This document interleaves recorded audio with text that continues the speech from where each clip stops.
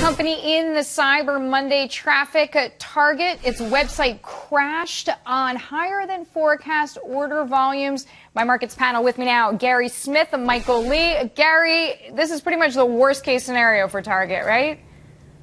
Absolutely. You know, it's funny. I remember my wife used to be an executive with IBM and then ran a company that did website hosting. It was the worst nightmare. I remember NFL.com went down for Super Bowl. This is panic city amongst retail execs, especially as Target tries to compete with the Amazons and eBays of the world. This is a disaster. They'll recover from it, but it's going to be, people are just going to click on another site and go there. This is going to make a dent in their revenues. Dent in their revenues. Michael, do you think it's going to make a dent in whether or not people want to own the stock?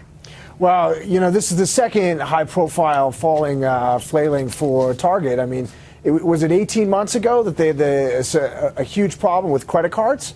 So there's some real problems with technology there. And then the movement from clicks to bricks, as you've been talking about today, it's a massive movement going on that you're obviously seeing in places like Amazon. So it seems, picking up on what you just said, Michael, that more people are shopping online so far, counting from Friday through so far what we know to today at this point. So more people shopping online than in stores. I mean, we shouldn't be surprised, but the new world order is here, right? How is this affecting how you invest, Gary? Well, I think you have to go more and more toward the online. Look at the numbers, just the stock price. Amazon up 118% this year, just on the stock alone. eBay up 24%. Macy's down 39%.